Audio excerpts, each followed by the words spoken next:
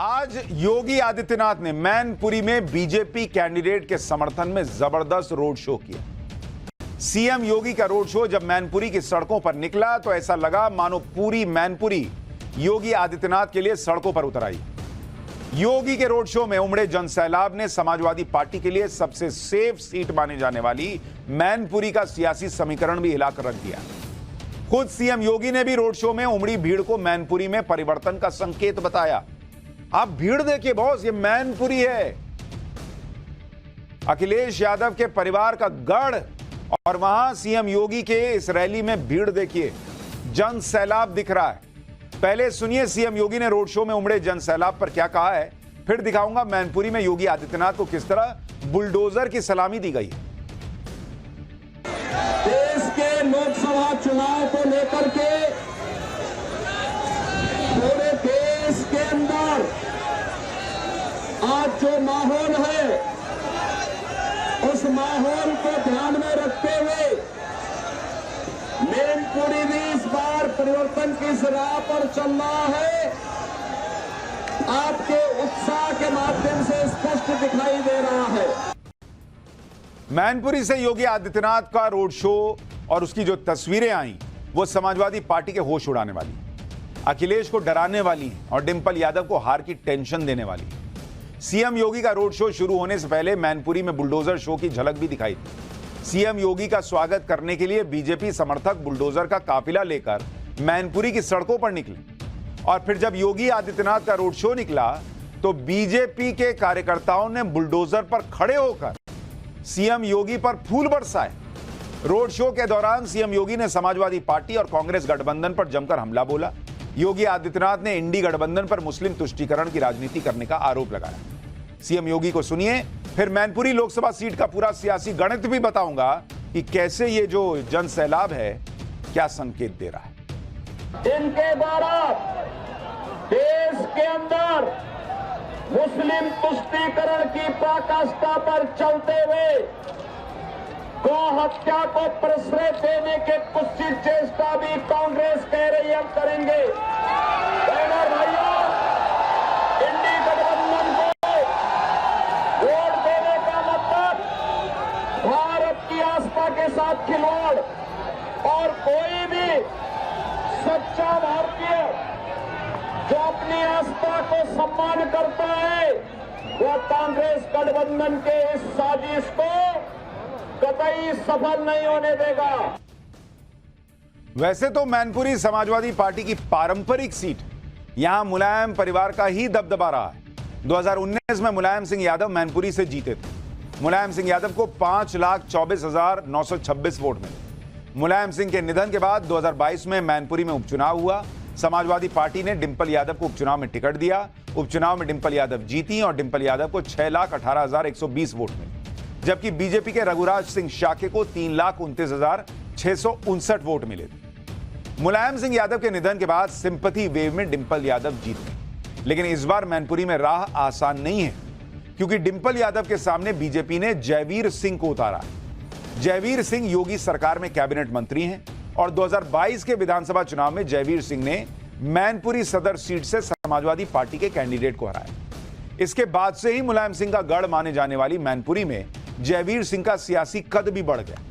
वहीं मायावती की party BSP की तरफ से मैनपुरी में शिव प्रसाद यादव चुनाव लड़ रहे हैं, वो भी समाजवादी पार्टी का वोट काटेंगे।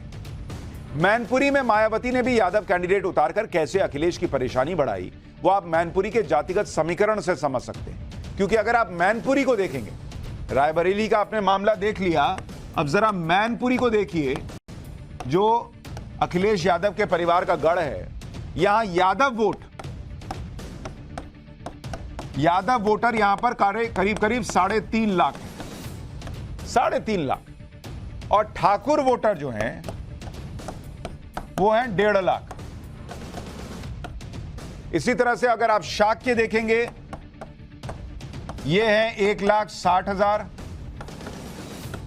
और अगर आप जाटव देखेंगे तो ये हैं 1,40,000 वोटर। ब्राह्मण जो हैं वो यहां पर वो हैं 1,20,000, और अगर आप देखेंगे लोधी 1 लाख,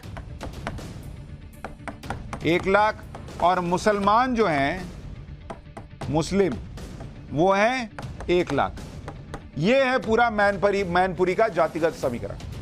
अब इसमें अगर यादव वोट, ये जो वोट है यादव वोटर 3.5 लाख, अगर बीएसपी ने इसमें सेंध लगा दी और बीएसपी का कोर जाटव वोटर उसके साथ पूरी तरह से खड़ा हो गया, तो फिर समाजवादी पार्टी के लिए मुश्किल खड़ी हो सकती है। और तस्वीरें तो अपने आप में बता रही हैं कि भैया इतना आसान मुकाबला रहने वाला नहीं है।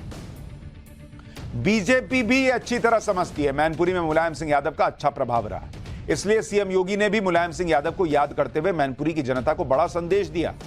सुनिए मुलायम सिंह यादव का जिक्र करते हुए सीएम योगी ने कैसे समाजवादी पार्टी को घेरा, फिर बताता हूं कि सीएम योगी के रोड शो में उमड़ी भीड़ देखकर मैनपुरी से बीजेपी कैंडिडेट जयवीर सिंह कैसे गदगद हो।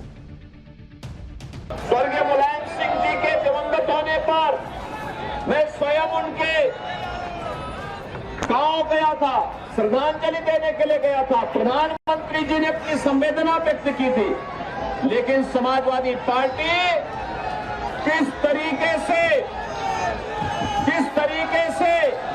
लोक नायकों को अपमानित करने का कार्य करती है, यह किसी से छुपा हुआ नहीं है। योगी आदित्यनाथ को लेकर मैनपुरी की जनता के बीच जो क्रेज दिखाई दिया, जिस तरह रोड शो के दौरान योगी के समर्थन में नारे लगे, उसे मैनपुरी से बीजेपी कैंडिडेट जयवीर सिंह ने मैनपुरी सीट पर अपनी जीत की गारंटी बता दी। जयवीर सिंह को सुनिए क्या कह रहे हैं, फिर बताऊंगा समाजवादी पार्टी के नेताओं को भी चुनाव में क्यों मुलायम सिंह यादव की याद आ रही। आज आप जन सैलाब देख रहे होंगे। आदरणीय मुख्यमंत्री जी आज आए थे। आदरणीय योगी आदित्यनाथ जी का रोड शो था जिला मुख्यालय में। पूरा जिला जाम, पूरा शहर जाम, जन सैलाब, अभूतपूर्व उत्साह, जोश, उमंग ये सिद्ध कर रही है। इस बार निश्चित रूप से पूरे लोकसभा की जनता ने कमल को खिलाने का मन बना लिया है, भगवा लहराने का मन बना लिया है, आदरणीय मोदी जी और योगी जी की ताकत देने का मन बना लिया है। लेकिन इसे तो कहते हैं कि मुलायम सिंह यादव गढ़ है, आपने खुद भी मुलायम सिंह काम किया है, तो ये गढ़ इस बार क्या ये किला ढहेगा? आदरणीय मुलायम सिंह का जमाना मुलायम सिंह के साथ चला गया। अब ये अखिलेश वाली सभा बची है जो सिर्फ परिवार तक सिमट गई है। बीजेपी और योगी आदित्यनाथ यूपी के जिस इलाके में जोर लगा रहे हैं, उस इलाके में 7 मई को तीसरे चरण में वोटिंग हुई और इनमें से कई सीटें यादव बेल्ट के तौर पर जानी जाती हैं। कई सीटें यादव मुस्लिम के मजबूत समीकरण वाली। जिन सीटों पर तीसरे चरण में वोटिंग होनी है उनमें मैनपुरी है, फिरोजाबाद है, बदायूं है, एटा है, संभल है, इसके अलावा हाथरस, आगरा, फतेहपुर सीकरी, आंवला और बरेली की सीट है। इन 10 सीटों में 3 सीटों पर मुलायम परिवार के खुद के लोग खड़े हैं, जिनमें फिरोजाबाद, बदायूं और मैनपुरी की सीट है। योगी आदित्यनाथ इस इलाके में आज मैनपुरी के अलावा फिरोजाबाद और एटा भी गए। एटा में उन्होंने कहा कि इंडी गठबंधन को वोट देना पाप करने जैसा है। सुनिए एक बार। उत्तर प्रदेश के अंदर गौ हत्या पे प्रतिबंध है, क्या आप कांग्रेस और सपा की साजिश में आएंगे? क्या गौ हत्या करने देंगे? क्या गौ कसी करने देंगे? क्या इसका मतलब यह है कि कांग्रेस और सपा को दिया जाने वाला कोई भी वोट महापाप का कारण बनेगा और हम पाप नहीं होने देंगे। यह हम सबका संकल्प होना चाहिए। तीसरे चरण के इस प्रचार में एक हॉट सीट बदायूं की भी, जहां से पहले अखिलेश के चाचा शिवपाल चुनाव लड़ रहे थे, लेकिन बाद में शिवपाल ने अपने बेटे को टिकट दिलवा दिया। बीजेपी जिस तरह से इस इलाके में जोरदार प्रचार कर रही है, उससे समाजवादी पार्टी की बेचैनी बढ़ी।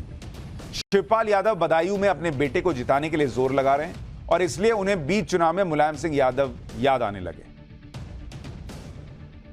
आप सब लोग जानते हैं नेताजी यहां से मुख्यमंत्री भी रहे, 2 बार सांसद भी रहे और नेताजी का जब यहां से हेलीकॉप्टर निकलता था तो यहां की जो भी महिलाएं हैं अपना पर्दा डाल लेती थी कि दद्दा जा रहे, और यहाँ के जो लोग आदमी लोग सर झुका लेते थे और हाथ जोड़ लेते थे, आपको याद होगा। और हम नेताजी सबके बीच में नहीं हैं, अगर होते तो चुनौतियां हवा में उड़ जाती। भारतीय जनता पार्टी की चुनौतियां हवा में उड़ जाती। अब आप सब लोगों को अखिलेश में नेताजी को देखना होगा।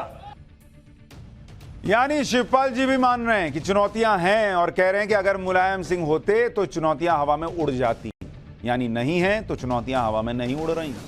उन्हें लोगों से बोलना पड़ रहा है कि अखिलेश जी में नेताजी को देखिए, यानी लोग नहीं देख रहे क्या? बदायूं सीट को लेकर समाजवादी पार्टी की टेंशन इसलिए भी ज्यादा है क्योंकि पिछले चुनाव में भी इस सीट पर बीजेपी ने जीत दर्ज कर ली। 2019 के चुनाव में बीजेपी कैंडिडेट संघमित्रा मौर्य ने समाजवादी पार्टी के कैंडिडेट और अखिलेश यादव के चचेरे भाई धर्मेंद्र यादव को हराया। बीजेपी की संघमित्रा मौर्य को करीब 5,11,000 वोट मिले, जबकि समाजवादी पार्टी के धर्मेंद्र यादव को 4,93,000। बदायूं सीट पर पिछली बार भी अखिलेश परिवार हारा था और इस बार भी बड़ी चुनौती है, इसलिए परिवार के लोगों की सीट को लेकर अखिलेश ज्यादा जोर लगा रहे हैं। अखिलेश भी आज बदायूं सीट पर प्रचार करने गए थे, लेकिन वहां पर कैसे पुलिस वालों पर ही जोर दिखाने लगे, खुद देखिए। ये खाकी वर्दी वाले भी कभी कभी गुस्सा दिखाते हैं।